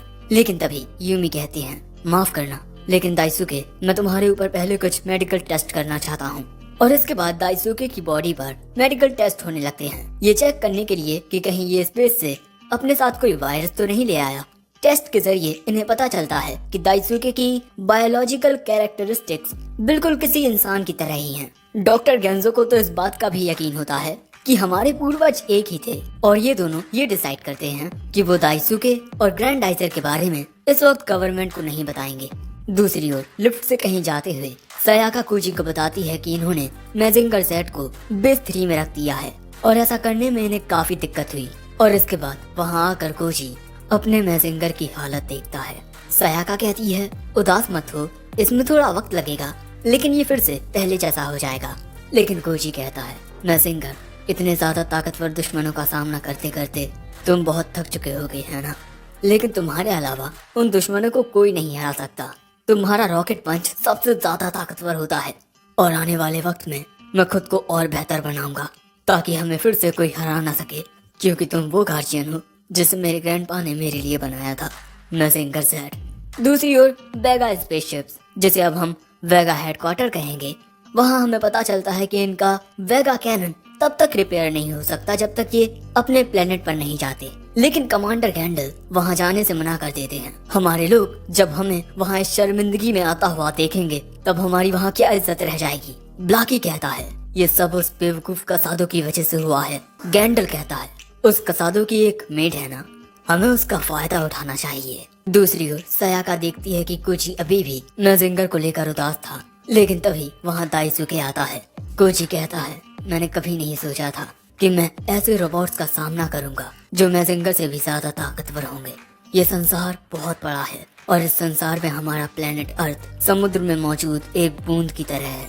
अगर मेरे दादा स्पेस में पैदा हुए होते तो शायद वो भी ग्रैंडाइजर जितना ताकतवर रोबोट बना लेते। दाइसुके कहता है ऐसा नहीं हो सकता, क्योंकि ग्रैंडाइजर को प्लेनेट फ्लीट के लोगों ने नहीं बनाया था। लोगों का कहना था कि ग्रैंडाइजर को एक सुपर नेचुरल बीइंग ने बनाया था। कोची कहता है क्या? दाइसुके कहता है शुरू में मैंने भी ये बात नहीं मानी, लेकिन ग्रैंडाइजर की ताकतें, हमारे प्लेनेट के साइंटिस्ट इसके बने हुए साइंटिफिक तरीके को कभी बतौर साबित ना कर पाए। कोची तुम्हारी वजह से मैं और ग्रैंडाइजर वेगा फोर्सेस को हराने में कामयाब रहे हैं, क्योंकि तुमने ही मुझे ग्रैंडाइजर का इस्तेमाल करने के लिए फिर से इनकरेज किया। तुमने मुझे साहस और हिम्मत दी है कोची, मैं तुम्हें दिल से शुक्रिया कहना चाहता हूँ मेरे दोस्त। कोजी कहता है अब तुमने खुद पर काबू पा लिया है, तुम्हें इस अंगूठी की जरूरत नहीं है। दाइसुके कहता है लेकिन फिर भी मैं इसे पहने रहना चाहता हूँ। दूसरी ओर हम देखते हैं कि कसादो को कैद करके रखा हुआ है, लेकिन यहाँ कसादो अपनी एक आंख निकालता है और इसके जरिए वो नाइदा को कांटेक्ट करता है। नाइदा जो स्पेसशिप में बैठी कुछ तस्वीरें देख रही थी, लेकिन इस तस्वीर में वो दाइसुके के साथ क्यों है? तभी कसादो उससे कहता है मेरी लोकेशन लेकर जल्दी मेरी मदद के लिए आओ। लोकेशन को देख। नाइदा कहती है साइरियस अब तुम्हारी बहन जाने वाली है। लेकिन जैसे ही वो जाती वहाँ गैंडल और ब्लाकी आ जाते हैं। कहाँ जाने के बारे में सोच रही हो नाइदा? और यहाँ कसादो किसी के आने की आवाज सुनता है। कोई शख्स कहता है ध्यान से जाइएगा, मेडिकल टेस्ट के जरिए पता चला है कि ये एक एलियन है। ये होते हैं दाइसुके और कोची। कसादो यहाँ हम तुमसे कुछ सवाल पूछने आए हैं। कोची कहता है और तुम्हें हमारे सवालों के जवाब देने होंगे। वो कहता है हाँ बिल्कुल, क्योंकि अगर मैंने सवालों के जवाब नहीं दिए तब तुम लोग मुझे मार दोगे। दाइसुके पूछता है तुम ग्रैंडाइजर को क्यों चुराना चाहते हो? वो कहता है ये ग्रेट वेगा के ऑर्डर्स हैं जिनको मैं फॉलो कर रहा हूँ। दोस्तों ग्रेट वेगा वेगा एलियंस फोर्सेस का फाउंडर है, लेकिन उसे हजारों सालों से देखा नहीं गया है। लेकिन वो हजारों सालों से जिंदा कैसे है? क्योंकि दाइसुके के जात के लोग भी लगभग इंसानों के जितना ही जिंदा रहते हैं। लोगों को लगने लगा था कि ग्रेट वेगा बस एक कहानी है। कसादो भी यही सोचता था, लेकिन फिर उसने उसे देखा। मुझे ग्रैंडाइजर चाहिए, वो सैकड़ों प्लेनेट से ज्यादा कीमती है। लेकिन इस बारे में कसादो नहीं जानता कि आखिर उसे ग्रैंडाइजर क्यों चाहिए। लेकिन कसादो कहता है कमांडर गैंडल और वो ब्लाकी, इन्हें भी ग्रेट वेगा के अस्तित्व पर शक है। लेकिन उसने खुद मुझसे बात की। मैं हूँ वो चुना हुआ शख्स, न कि तुम ड्यूक फ्लीट। जिसके बाद हम इन दोनों को एक झील के पास देखते हैं। दाइसुके को अभी भी यकीन नहीं हो रहा था कि ये सब ग्रेट वेगा का किया धरा है। लेकिन आखिर वो हजारों सालों से जिंदा कैसे है और आखिर उसे ग्रैंडाइजर क्यों चाहिए? लेकिन तभी अचानक दाइसुके आसमान की ओर उंगली करता है। आसमान से कुछ नीचे गिर रहा था। ये दोनों मोटर बाइक से उस चीज की ओर जाने लगते हैं। वो चीज नीचे गिरते हुए एक चट्टान से टकराती है। जब ये दोनों वहाँ पहुँचते हैं तब वहाँ उतरते ही दाइसुके अपना आउटफिट चेंज कर लेता है। वो वहाँ जाकर वहाँ से एक लड़की को अपने साथ लाता है और ये लड़की नाइदा होती है। दाइसुके उसे लेटाता है और ध्यान से देखने पर वो हैरान हो जाता है कि अरे ये तो नाइदा है, मेरे बचपन की दोस्त। तुम ठीक तो हो ना नाइदा? तभी नाइदा को होश आता है। उसे देखते ही वो उसे गले लगा लेती है। आप ठीक हैं ड्यूक फ्लीट?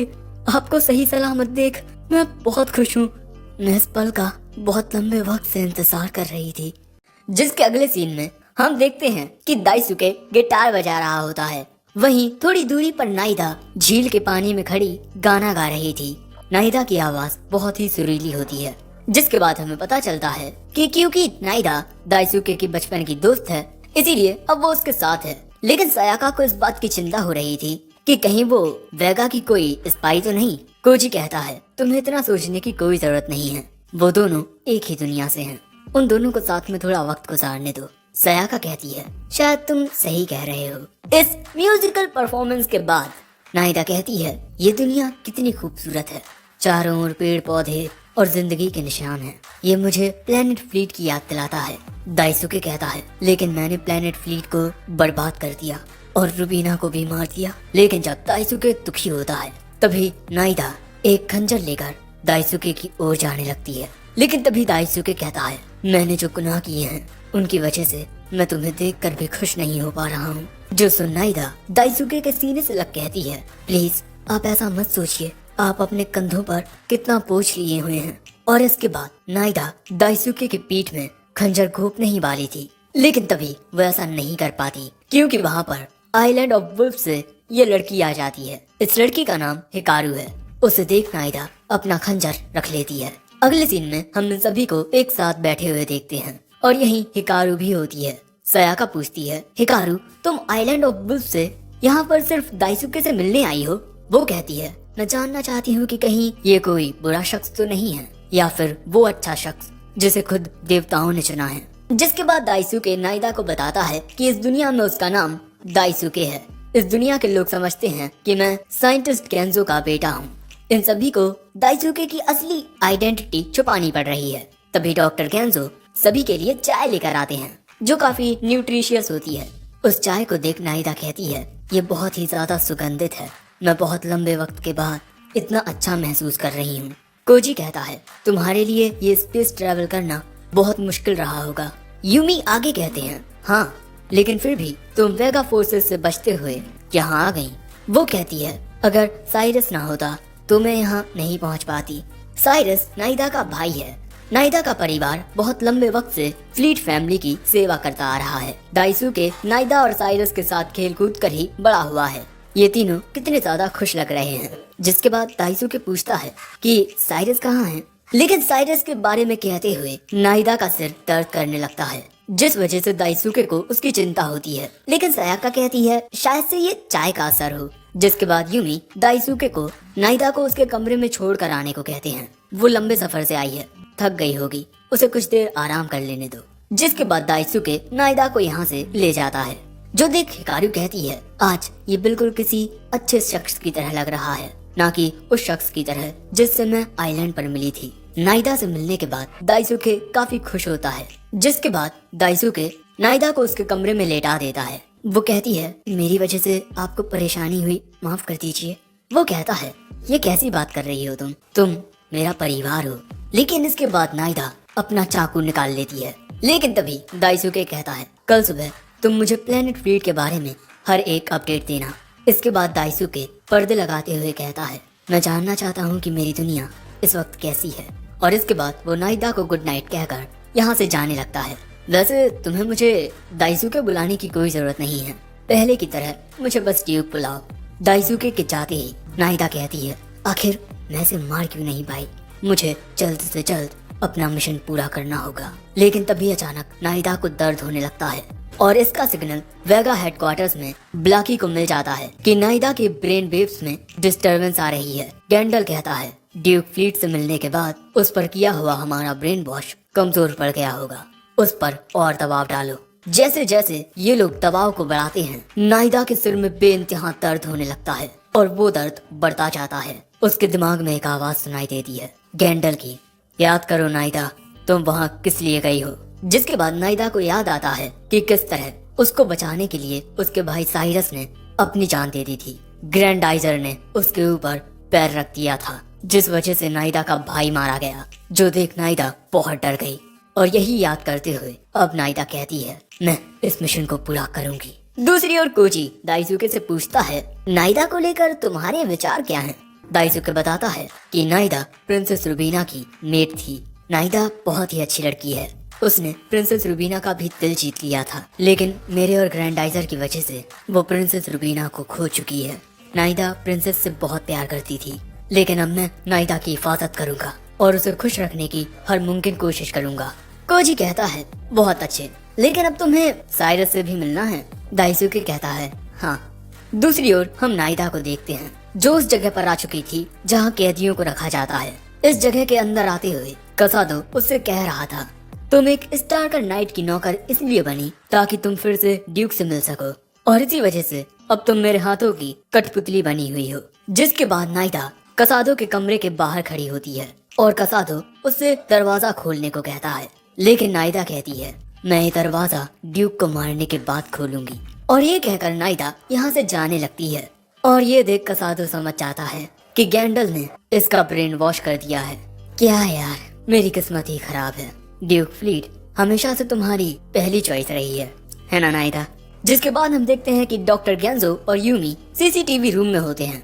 तभी यूमी सायाका को जगाकर उसे तुरंत सेकंड फ्लोर में जाने को कहते हैं, क्योंकि उन्हें नाइदा की हरकतें सस्पिशियस लग रही हैं। इसीलिए वो सायाका को उसके हथियार साथ ले जाने को कहते हैं।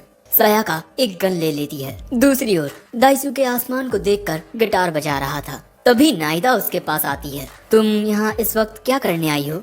जिसके बाद हम देखते हैं कि नाइदा अपनी नाइटी उतारकर अपने एक अलग ही आउटफिट में होती है और इसके बाद वो दाइसुके के सीने से लग जाती है। जैसे ही दाइसुके पूछता है कि क्या हुआ नाइदा, वो अजीब ढंग से कहती है, मैं यहाँ तुम्हें मारने आई हूँ ड्यूक फ्लीट। और इसके बाद वो अपना खंजर निकालकर उसे दाइसुके के सीने में मार देती है। लेकिन तभी हेडक्वार्टर्स के सायरन बजने लगते हैं, जिससे कोजी जाग जाता है और इन्हें पता चलता है कि एक बहुत ही बड़ा फ्लाइंग ऑब्जेक्ट धरती की ओर आ रहा है। मॉनिटर रूम से ये लोग देखते हैं एक बहुत बड़ी स्पेसशिप को। ये फ्लाइंग सॉसर बहुत बड़ा होता है और ये इंसानों के सैटेलाइट को भी तोड़ देता है। इस फ्लाइंग सॉसर को कमांड गैंडल दे रहा है। इस फ्लाइंग सॉसर का नाम दारी दारी है। अंदाजा लगाया जा रहा है कि ये फ्लाइंग सॉसर होन्शु के चुबू रीजियन में गिरेगा, जिससे एक बहुत बड़ा विस्फोट होगा और हजारों किलोमीटर तक सब खत्म हो जाएगा। जो देख डॉक्टर गेंजो दाइसुके को बताने की कोशिश करते हैं कि धरती की ओर एक बहुत बड़ा फ्लाइंग सॉसर आ रहा है, उसे ग्रैंडाइजर से उसका सामना करना होगा। लेकिन दूसरी ओर दाइसुके नाइदा के वार से काफी जख्मी हो चुका था। वो पूछता है, आखिर तुम ऐसा क्यों कर रही हो नाइदा? वो कहती है, जवाब ये है कि तुम जिंदा हो और साइरस मर गया। दाइसुके कहता है, क्या साइरस मर गया? वो कहती है, हाँ, उसे तुमने मार दिया ग्रैंडाइजर के पैरों से कुचलकर। जो बात सुन दाइसुके को सदमा लगता है। आगे नाइदा कहती है, ड्यूक फ्लीट, तुम्हारी वजह से मेरा भाई मारा गया, उसके हत्यारे तुम हो। साथ ही तुमने प्रिंसेस रुबीना को भी मार दिया। तुमने हमारे प्लेनेट फ्लीट को धोखा दिया है और फिर तुम इस दुनिया में आकर अपना नाम बदलकर खुशी से रह रहे हो। जिसके बाद फिर से नाइदा दाइसुके के ऊपर हमला करने को चाहती है कि तभी कोजी आकर दाइसुके को बचा लेता है। तभी सयाका आकर नाइदा को उसका हथियार फेंकने को कहती है, लेकिन तेजी से आकर नाइदा सयाका की गन को गिराकर उससे वो गन लेकर कोजी को दाइसुके से दूर हटने को कहती है। मैं अपना मिशन पूरा करके रहूंगी, कोई मुझे नहीं रोक पाएगा। और इसके बाद नाइदा दाइसुके को सीने से लगाकर कहती है, मैं यहाँ तुम्हें बचाने के लिए आई हूँ। जब तक तुम जिंदा रहोगे तुम्हारे किए हुए गुनाह तुम्हारा पीछा करते रहेंगे, इसीलिए मैं तुम्हें तुम्हारे दर्द से आजाद करने आई हूँ। तुम्हें मारने से तुम्हारे सारे पाप भी खत्म हो जाएंगे। नाइदा के हाथों में ये एक बॉम्ब होता है। दाइसुके कहता है, अगर तुमने ऐसा किया तो यहाँ मौजूद मासूम लोग भी मारे जाएंगे। नाइदा कहती है, तो क्या हुआ, मैं तुम्हारे साथ यहीं मरना चाहती हूँ। तुम बचपन से ही हमेशा से ही मेरी यादों का एक हिस्सा रहे हो। मैं हमेशा तुम्हारे साथ रहना चाहती थी, इसीलिए अब आखिर में मैं तुम्हें छोड़कर नहीं जाऊंगी, क्योंकि तुम ही मेरे मिशन हो। जो देख सयाका कहती है, जैसा मैंने सोचा था दाइसुके तुम्हारे लिए बहुत कीमती है। दूसरी ओर हम देखते हैं कि वो जाइंट फ्लाइंग सॉसर दारी दारी धरती के एटमॉस्फेयर की ओर आ रहा है। गैंडल यहाँ कहता है, ग्रैंडाइजर कितना ही ताकतवर क्यों ना हो, जब तक उसका कमांडर उसे कमांड ना करे तब तक वो हिलेगा भी नहीं। ब्लैकी कहता है, ये सब आपकी ही ब्रेन वॉश करने की नायाब और अनोखी काबिलियत की वजह से हो पाया है। और दोस्तों, अगर इतना बड़ा फ्लाइंग सॉसर धरती पर गिरेगा तो पूरी धरती का स्वाहा हो जाएगा। गैंडल कहता है, वो बेवकूफ लड़की ड्यूक फ्लीट के साथ साथ खुद भी मरने वाली है। ब्लैकी तो इस बात से खुश होता है कि ड्यूक फ्लीट के साथ वो कमीना कसादो भी मर जाएगा। और यहाँ धरती पर हम देखते हैं दाइसुके नाइदा से कहता है, तुमने सही कहा, मेरे हाथ खून से रंगे हुए हैं और जब तक मैं अपने पापों का प्रायश्चित ना कर लूं मैं मर नहीं सकता। मैं तुम्हारे साथ इतनी दयालुता भरी मौत नहीं मर सकता। मैं जिंदा रहकर अपने पापों का प्रायश्चित करूंगा। और इस वक्त मुझे गुस्से की आग में मारकर मुझे नहीं लगता कि साइरस को इस बात से खुशी होगी। क्यों ना हम यहाँ एक साथ जिंदा रहें नाइदा, इसी प्लेनेट पर। लेकिन दाइसुके के ये कहते ही जैसे ही नाइदा के इमोशंस में बदलाव आता है, नाइदा के सिर पर जो हेडबैंड था वो चमकता है, जिससे नाइदा का सिर दर्द करने लगता है, जिससे वो रोते हुए कहती है, ड्यूक फ्लीट, तुमने मेरे भाई साइरस को मारा है, इसलिए मैं तुम्हें मारूंगी। जिसके बाद नाइदा के सिर का पेंडेंट बहुत ग्लो करने लगता है। जो देख दाइसुके को उसकी चिंता होती है। तभी हिकारू वहाँ आकर बताती है कि इस लड़की के इमोशंस को कोई और कंट्रोल कर रहा है। जो बात सुन दाइसुके समझ जाता है कि ये काम वेगा एलियंस फोर्सेस का है। जिसके बाद दाइसुके नाइदा को गले लगा लेता है और नाइदा खुद पर से काबू खोते हुए दाइसुके को फिर से जख्मी कर देती है। लेकिन फिर भी दाइसुके उसे नहीं छोड़ता। चिंता मत करो नाइदा, सब कुछ ठीक हो जाएगा। ये बात सुन नाइदा को उसका बचपन याद आता है कि किस तरह एक बार जब वो रो रही थी क्योंकि उसे एक चोट आ गई थी, तब दाइसुके ने वहाँ आकर उसकी चोट को साफ किया और उसकी मरहम पट्टी भी की। और इसके बाद उसे सीने से लगाकर कहा, रो मत नाइदा, सब ठीक हो जाएगा। और यही याद करते हुए नाइदा के सिर का पेंडेंट टूट जाता है। फिर उसे याद आता है कि किस तरह दाइसुके ने प्रिंसेस रुबीना से प्यार का इजहार किया था। उन दोनों को एक साथ देख नाइदा मुस्कुरा रही थी। लेकिन तभी उसका भाई साइरस उसे पूछता है, क्या तुम्हें उन दोनों के साथ होने से कोई दिक्कत नहीं है? तुम भी तो राजकुमार से प्यार करती हो। और हमें पता चलता है कि नाइदा ने आज भी दाइसुके का रुमाल अपने हाथ में बांध रखा है। और बस ये सब याद आते ही गैंडल का कंट्रोल नाइदा के ऊपर से छूट जाता है। जो देख दाइसुके खुश होता है कि नाइदा ने खुद पर काबू पा लिया। लेकिन इसके बाद दाइसुके वहीं गिर जाता है और उसका बहुत सारा खून बहने लगता है। जो देख नाइदा तुरंत ही दाइसुके के जख्म पर रुमाल लगाती है। तभी बाकी सब भी दाइसुके के पास आते हैं। दाइसुके के खून से वो रुमाल पूरा लाल हो जाता है। उसका खून बहना बंद नहीं हो रहा था। जिसके बाद हम देखते हैं कि हेडक्वार्टर्स के चारों ओर एक शील्ड आ जाती है, क्योंकि वो फ्लाइंग सॉसर दारी दारी बहुत तेजी से इनकी ओर आ रहा था। जिसके बाद कुछ लोग आते हैं दाइसुके का इलाज करने के लिए, लेकिन वो भी दाइसुके के बहते हुए खून को रोक नहीं पा रहे थे। जो देख नाइदा घबरा रही थी। वो जाइंट फ्लाइंग सॉसर भी धरती के अंदर एंटर कर चुका था। जिसके बाद नाइदा अपना बॉम्ब उठाकर दाइसुके के पास जाकर उसे किस करती है और फिर उससे माफी मांगती है। जो देख ये दोनों हैरान हो जाते हैं। जिसके बाद नाइदा यहाँ से भाग जाती है। दाइसुके के इलाज के लिए उसे डॉक्टर के पास ले जाया जाने लगता है। दूसरी ओर नाइदा अपने फ्लाइंग सॉसर में बैठकर हेडक्वार्टर से बाहर निकल जाती है और इसके बाद वो दाइसुके यानी कि ड्यूक फ्लीट से अलविदा कहती है। तुमसे वापस मिलकर मेरी खूबसूरत यादें फिर से ताजा हो गई। शुक्रिया ड्यूक फ्लीट। लेकिन जैसे ही दाइसुके को होश आता है वो उससे कांटेक्ट करके कहता है, तुम कहाँ जा रही हो नाइदा, और तुम क्या करने वाली हो? लेकिन तभी नाइदा बताती है कि राजकुमार प्रिंसेस रुबीना जिंदा हैं, इसीलिए आपको भी जिंदा रहना होगा। इसके बाद हम देखते हैं कि वो जाइंट फ्लाइंग सॉसर नाइदा के बिल्कुल सामने होता है। नाइदा कहती है, राजकुमार आप प्रिंसेस रुबीना के साथ खुश रहिएगा और मैं आपकी जिंदगी के लिए अपनी जान देने जा रही हूँ। और इसके बाद हम देखते हैं कि नाइदा का फ्लाइंग सॉसर उस जाइंट फ्लाइंग सॉसर से जाकर टकराता है, जिससे एक बहुत ही ज्यादा बड़ा धमाका होता है और नाइदा मारी जाती है। और ये सब होते हुए दाइसुके अपनी आंखों से देख रहा था। वो अपनी दोस्त को बचा ना सका, इस वजह से वो नाइदा का नाम लेकर जोर जोर से रोने लगता है। लेकिन नाइदा उसे छोड़कर जा चुकी है। उसने अपने प्यार दाइसुके के लिए अपनी जिंदगी को कुर्बान कर दिया। जिसके बाद हमें प्लेनेट फ्लीट का सीन दिखाया जाता है। हम देखते हैं कि वेगा फोर्सेस प्लेनेट फ्लीट के एक बोर्डिंग स्कूल के चारों ओर फैले हुए हैं और इसके बाद वहाँ एक बड़ी स्पेसशिप आती है। और इसके बाद वेगा के कुछ सैनिक इन औरतों के पास आकर पूछते हैं, हम जानते हैं कि ड्यूक फ्लीट की बहन यहाँ छुपी हुई है, जल्दी उसे बाहर निकालो वरना यहाँ सब मारे जाएंगे। वो कहती हैं, हम फ्लीट फैमिली के किसी भी सदस्य को पनाह नहीं दिए हुए हैं। लेकिन वो उनकी बात नहीं मानते और इस स्कूल के अंदर आ जाते हैं। और यहाँ एक लड़की मौजूद होती है, जिसके पास आते हुए ये लोग कहते हैं, क्या तुम ही हो प्लेनेट फ्लीट की राजकुमारी मारिया ग्रेस फ्लीट? तुम्हारे भाई ड्यूक फ्लीट ने तुम्हारे पेरेंट्स को मारा है, साथ ही इस प्लेनेट को भी पूरी तरह से बर्बाद कर दिया है। और जब तक वो नहीं पकड़ा जाता हम तुम्हें गिरफ्तार कर रहे हैं। लेकिन असल में वहाँ पर वो लड़की नहीं होती, बस उसका एक इल्यूजन था। वो लड़की उनसे काफी दूर थी और हमें पता चलता है कि मारिया फ्यूचर को प्रेडिक्ट कर सकती है। और इसके बाद वो उन सभी को जीव दिखाकर वहाँ से भाग जाती है। बाहर आकर वो देखती है कि वेगा का एक सैनिक एक स्पेसशिप में बैठा हुआ है। वो उसमें लात मार के उसे गिरा देती है और स्पेसशिप में बैठकर कहती है, मेरा भाई गुनहगार नहीं हो सकता। और इसके बाद वो उस स्पेसशिप को लेकर उड़ जाती है। लेकिन वेगा की फोर्सेस उसका पीछा करती हैं। सो वो एक हमला करके वेगा की फोर्सेस को तबाह कर देती है। लेकिन तभी एक ट्रांसमीटर जैसी चीज आकर इस स्पेसशिप के पैर से चिपक जाती है।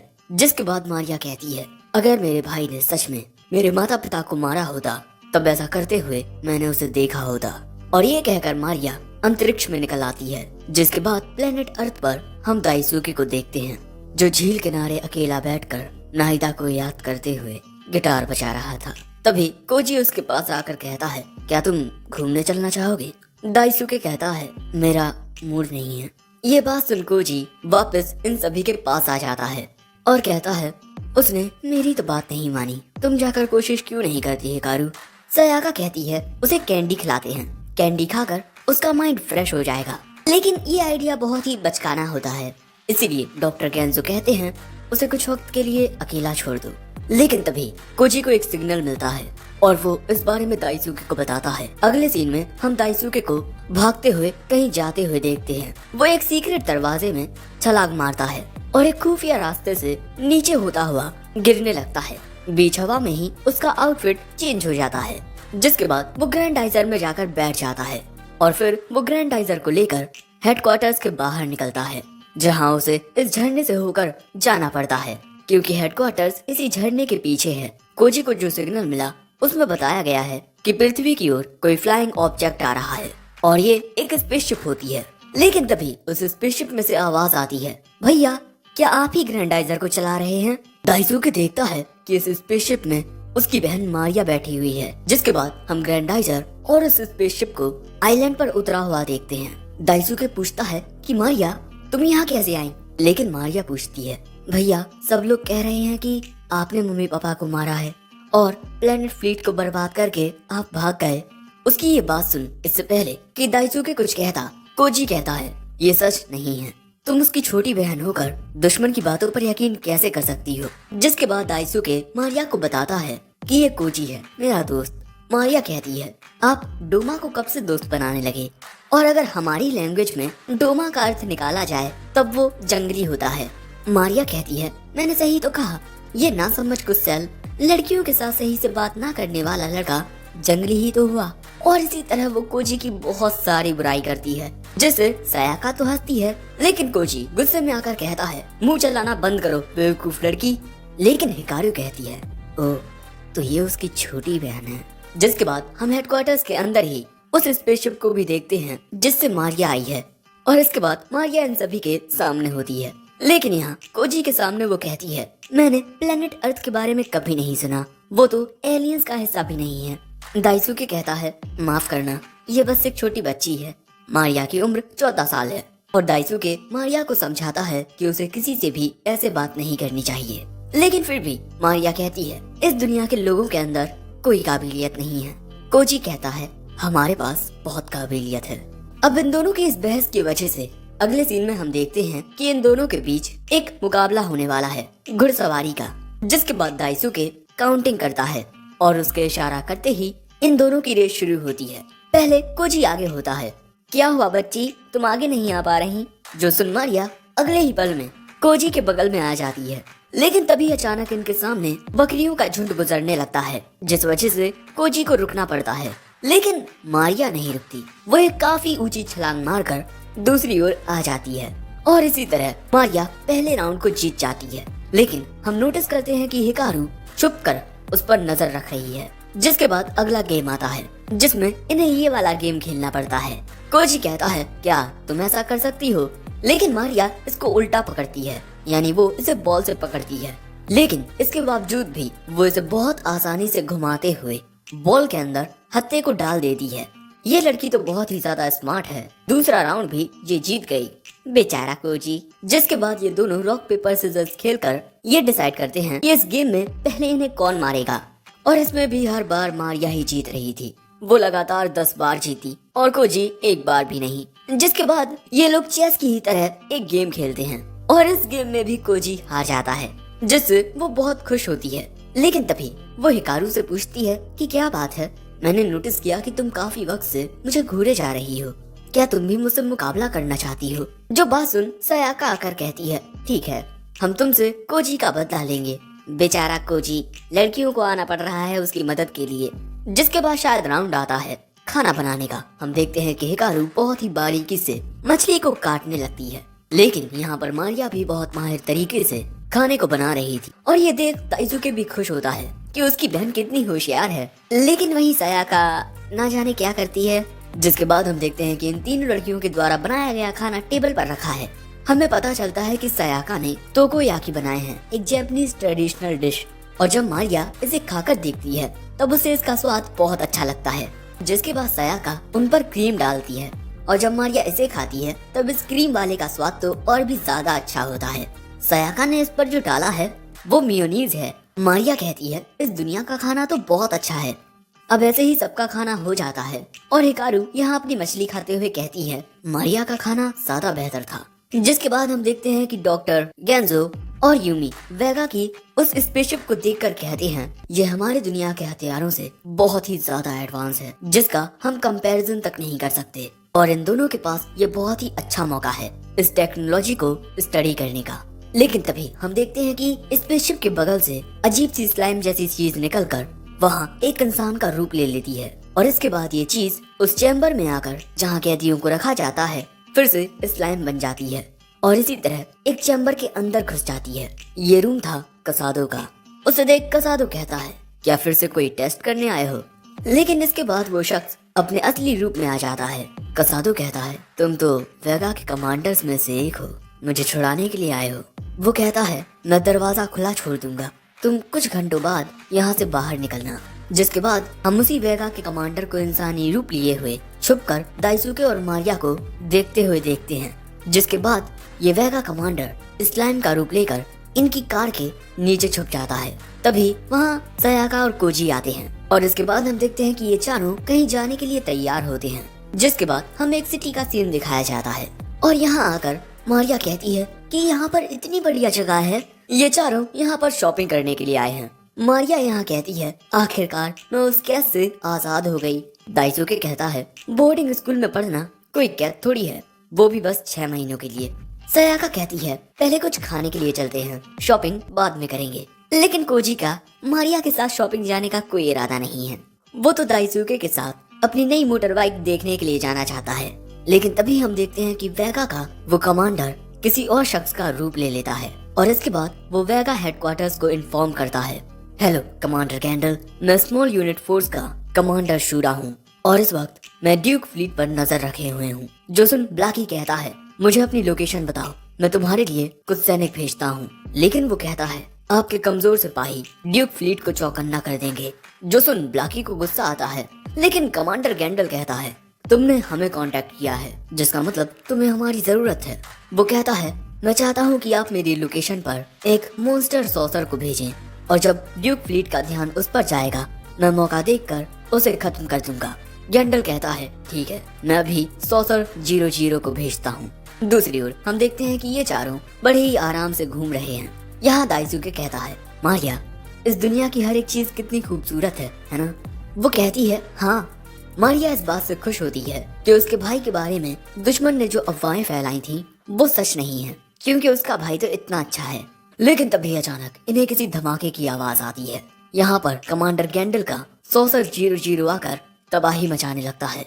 जो देख दाइजुके कहता है, कहीं उन्हें पता तो नहीं चल गया कि मैं यहाँ पर हूँ। सयाका कहती है, ऐसा नहीं हो सकता, हमने हर एक चीज को बहुत ही सीक्रेट रखा था।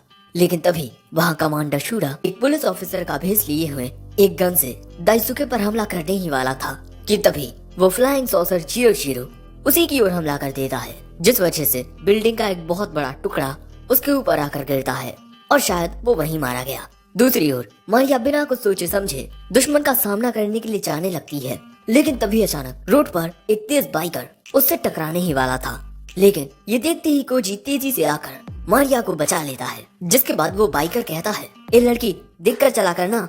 कोजी कहता है, माफ करना, लेकिन हमें तुम्हारी बाइक की जरूरत है। लो, मैं तुम्हें ये चेक देता हूँ, इससे तुम ऐसी 2 बाइक खरीद पाओगे। वो लड़का देखकर हैरान हो जाता है कि अरे, ये तो काबूतो ऑफिशियल चेक है। जिसके बाद कोजी दाइजुके से कहता है, इस बाइक से जल्द ही रिसर्च सेंटर पहुंचकर ग्रैंडाइजर को लाओ। दूसरी ओर ये शूरा अभी भी जिंदा था। इसके बाद हम देखते हैं कि दाइजुके उस बाइक को लेकर यहाँ से निकल जाता है और यहाँ पर ये फ्लाइंग सॉसर 00 बहुत तबाही मचा रहा था। और इसके बाद ये 00 अपने हाथ पैर भी निकाल लेता है और एक पुल को तोड़ते हुए एक नदी में जाता है।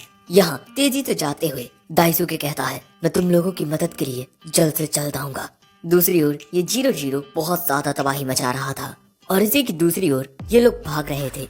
लेकिन तभी मारिया भागते भागते रुक जाती है। उसे कुछ आवाज सुनाई देती है। वो नीचे आकर देखती है कि एक बच्चा रो रहा है और उसकी माँ भाग नहीं पा रही क्योंकि उनके पैर में चोट आ गई है। तभी कोजी और सयाका भी वहाँ आ जाते हैं। ये औरत कहती है, प्लीज मेरे बच्चे को किसी सुरक्षित जगह ले जाओ। दूसरी ओर ये शूरा इनके पीछे ही था। लगता है कि अब मुझे इस राजकुमारी को मारकर इसका ही भेष लेना होगा। दूसरी ओर हम देखते हैं कि वो मॉन्स्टर जो तबाही मचा रहा था उसकी वजह से लोग डरकर इधर उधर भाग रहे थे। वहीं कोजी उस औरत को उठाकर एक सुरक्षित जगह छोड़ देता है और यहाँ मारिया उस औरत के बच्चे को लिए हुए हैं। लेकिन यहाँ पर काफी सारे लोग थे जो डरे हुए थे और कुछ लोग घायल भी थे। लेकिन तभी वो औरत मारिया को शुक्रिया कहती है उसकी और उसके बच्चे की जान बचाने के लिए। दूसरी ओर 5 मिनट के अंदर दाइजुके हेडक्वार्टर्स में पहुंच जाएगा, इसीलिए ये लोग सारी तैयारियां कर रहे थे। लेकिन तभी हम देखते हैं कि कैदियों के चैम्बर से कसादो निकलकर उसके सामने वाले गार्ड को बेहोश कर देता है और इसके बाद उसके कपड़े पहन लेता है। लेकिन उसके पीछे हिकारू आ जाती है। उससे पूछती है, क्या तुम ग्रैंडाइजर को चला सकते हो? वो कहता है, हाँ, लेकिन इससे तुम्हें क्या मतलब? हिकारू पूछती है, तुम अच्छे शख्स हो या बुरे? मुझे जवाब दो। कसादो कहता है, अच्छाई मेरी साथी शुरुआत से ही नहीं रही। दूसरी ओर 00 उसके सामने आने वाली हर एक चीज को तबाह किए जा रहा था। दूसरी ओर हम देखते हैं कि सयाका और मारिया लोगों को सुरक्षित जगह की ओर ले जा रहे हैं। लेकिन तभी शूरा पीछे से मारिया पर हमला कर देता है। लेकिन उस हमले को कोजी अपने ऊपर आकर ले लेता है, जिस वजह से उसका एक कंधा इंजर्ड हो जाता है। लेकिन इसके बाद मारिया शूरा के हमलों से बचती हुई एक छाते को लेकर उसकी ओर कूदकर उसे मारती है, जिस वजह से वो दूर फेंक जाता है। उसकी गन भी उसके हाथ से छूट जाती है। लेकिन इसके बाद शूरा अपनी तलवार निकालकर मारिया पर हमला करने जाता है।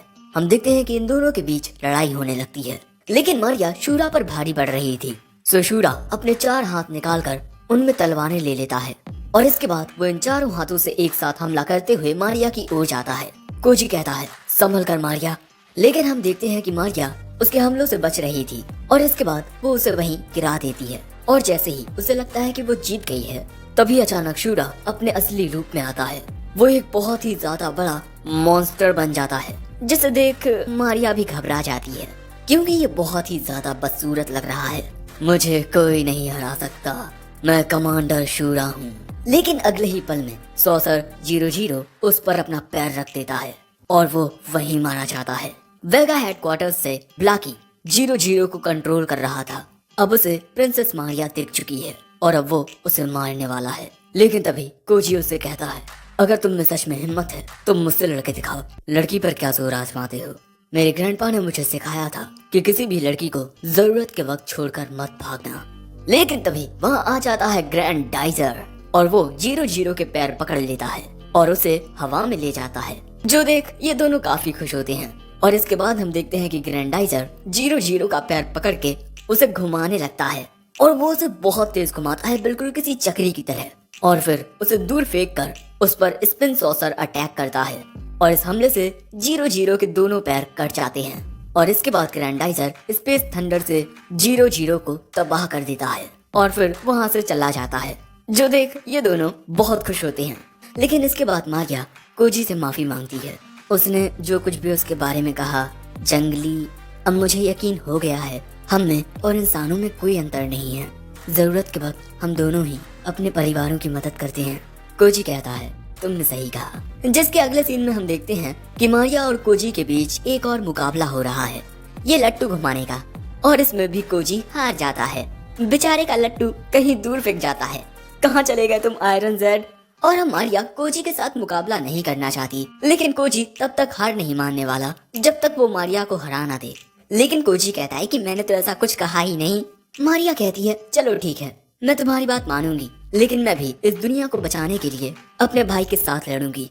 जो देख दाइजुके कहता है, भैया मेरी बहन तो कभी नहीं बदलने वाली। लेकिन इसके बाद अंतरिक्ष में हमें एक स्पेसशिप देखने को मिलती है, जिसमें हम एक लड़की को बैठे हुए देखते हैं। इस लड़की का नाम टीरोना है और ये भी एक स्टारकर नाइट है, बिल्कुल कसादो और दाइजुके की तरह। तभी इसके पास एक लड़की आती है और ये रुबीना होती है। टीरोना कहती है, तुम यहाँ से जाओ रुबीना, मैं ड्यूक फ्लीट और ग्रैंडाइजर को खुद हराऊंगी। तुम्हें अपने उस नामर्द एक्स फियांसी से मिलने की कोई जरूरत नहीं है। लेकिन रुबीना कहती है, नहीं ये मेरा हक है, क्योंकि मैं वेगा फोर्सेस की official chief of tactical staff हूँ और मैं आपकी मदद करना चाहती हूँ। ड्यूक फ्लीट का अंत मेरे हाथों होगा, सिर्फ मैं उसे मारूंगी। दोस्तों ये सब क्या हो रहा है? रुबीना अभी भी जिंदा है और ये आखिर दाइजुके को क्यों मारना चाहती है? इस कहानी में कितनी सारी मिस्ट्रीज हैं और आखिर ये प्लेनेट फ्लीट से होने के बावजूद भी अपनी बहन के साथ मिलकर वेगा फोर्सेस का साथ क्यों दे रही है? और क्या ये सच में दाइजुके से मिलने पर उसे मार देगी? काफी सारे सवाल हैं, लेकिन जवाब सिर्फ एक, इसका अगला पार्ट जो तभी आएगा जब इस पर अच्छा रिस्पॉन्स आएगा। तो अगला पार्ट देखना चाहते हो तो इस पर ज्यादा से ज्यादा कमेंट्स करो, साथ ही जितना हो सके उतना लाइक, और अपने सभी परिजनों के साथ इस वीडियो को शेयर जरूर कर देना ताकि इस पर अच्छा रिस्पॉन्स आए। और इसके अलावा अगर चाहो तो हमारे चैनल की मेंबरशिप को ज्वाइन कर सकते हो। हम मेंबर्स के लिए कुछ बहुत ही बेहतरीन वीडियोस लेकर आने वाले हैं। और हाँ, चैनल को अगर अब तक सब्सक्राइब ना किया हो तो कर दो, क्योंकि काफी सारी मजेदार रिकैप वीडियोस आने वाली हैं, वो भी 1 आवर वाली। तो सब्सक्राइब करके नोटिफिकेशन बार को ऑल पर सेट कर दो। और हाँ, इन द एंड सायोनारा।